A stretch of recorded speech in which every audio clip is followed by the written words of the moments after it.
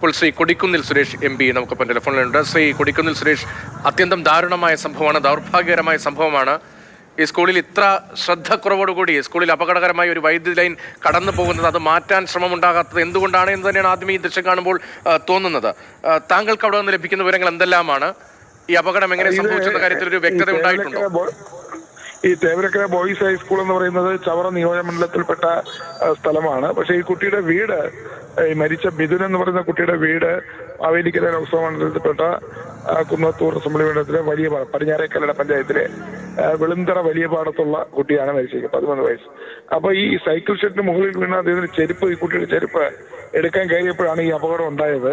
ആ സമയത്ത് അതുവഴി കടന്നു പോകുന്ന ഇലക്ട്രിക് ലൈൻ വളരെ താഴ്ന്നു കിടക്കുകയായിരുന്നു. അത് മറ്റു കുട്ടികൾ ആരോണ് ഈ ചെരുപ്പ് എടുത്ത് എറിഞ്ഞത്.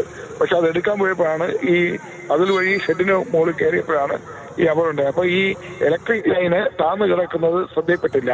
അങ്ങനെയാണ് അതിൽ നിന്ന് ഷോക്കേറ്റ് ഈ കുട്ടിക്ക് ദൃശ്യങ്ങൾ കാണുന്നത്. മതിൽ വഴിയാണോ ഈ ഷെഡിന് മുകളിലേക്ക് എറിയാതോ കെട്ടിടത്തിന് മുകളിൽ നിന്ന് ഇറങ്ങി വരികയായിരുന്നോ? അത് ഉപയോഗിക്കുന്ന സ്കൂൾ പ്രവർത്തിക്കുന്ന കെട്ടിടം തന്നെയല്ലേ?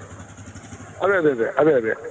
അപ്പം ഈ സ്കൂളിന്റെ ഈ വാഹനങ്ങളൊക്കെ പാർക്ക് ചെയ്യുന്ന ഷെഡ് ഉണ്ടല്ലോ, അതിന്റെ മുകളിലാണ് ഇത് വീണതെന്നാണ് പറയുന്നത്. ഈ ചെരുപ്പ് അതെടുക്കാൻ കയറിയപ്പോഴാണ് ഈ ലൈനിലെ താണു കിടന്ന ലൈനിൽ തട്ടി കുട്ടിക്ക് അപകടം ഉണ്ടായിരുന്നാണ് ഇപ്പൊ പ്രാഥമികമായി കിട്ടുന്ന വിവരം.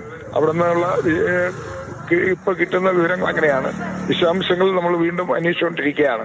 എന്തായാലും ഇത് വളരെ ദാരുണമായ ഒരു സംഭവമാണ്. വളരെ അവിടെ ഈ അപകടകരമായ അവസ്ഥയിലാണ് വൈദ്യുതി ലൈൻ കടന്നു പോകുന്നത് എന്നുള്ള പരാതി കിട്ടിയിട്ടുണ്ട്, അല്ലെങ്കിൽ പരാതി നൽകിയിട്ടുണ്ട് എന്ന് നാട്ടുകാരിൽ ചിലർ പറയുന്നു. ഔദ്യോഗികമായ വിവരമൊന്നുമല്ല. ഇനി പരാതി നൽകിയിട്ടില്ല എങ്കിൽ പോലും സ്കൂൾ കെട്ടിടവുമായി ബന്ധപ്പെട്ട് ഇത്രയും അടുത്തൊരു വൈദ്യുതി ലൈൻ കടന്നു പോവുക എന്നുള്ളതിനെ സംബന്ധിച്ച് KSEBിക്കാണെങ്കിലും ഒരു കരുതൽ വേണ്ടതല്ലേ?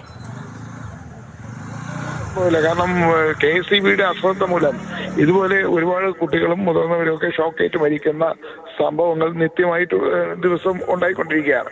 പക്ഷെ എത്ര പരം കുഞ്ഞും കേളം കുഞ്ഞില്ല എന്ന് പറഞ്ഞ പോലെ ഇത് ഈ വൈദ്യുതി ജീവനക്കാർക്ക് അല്ലെങ്കിൽ ഉദ്യോഗസ്ഥന്മാർക്ക് ഇത് ഒരു താല്പര്യമില്ല. അവര് ഈ കാലവർഷം ഉണ്ടാകുമ്പോഴും ഒക്കെയാണല്ലോ ഇങ്ങനെ കൂടുതൽ ലൈനുകൾ പൊട്ടി താഴെ വീഴാനും ഒക്കെ സാധ്യതയുള്ളൂ. ആ സമയത്തൊന്നും ഇത് പരിശോധിക്കുകയോ അപകട സാധ്യതകൾ മുൻകൂട്ടി മനസ്സിലാക്കി ആവശ്യമായ അറ്റകുറ്റപ്പണികൾ ചെയ്യുകയോ ചെയ്യാതിരിക്കുന്നത് ഒരു സ്ഥിരം സംഭവമാണ്. അതുകൊണ്ട് തന്നെ നമ്മുടെ ഇവിടെ മാത്രമല്ല, കേരളത്തിന്റെ പല ഭാഗത്തും ഉണ്ടായിട്ടുള്ള ഷോക്കേറ്റ് മരണങ്ങൾ വൈദ്യുതി ബോർഡിന്റെ ഭാഗത്തുനിന്നുള്ള അലംഭാവവും അനാസ്ഥയാണ്.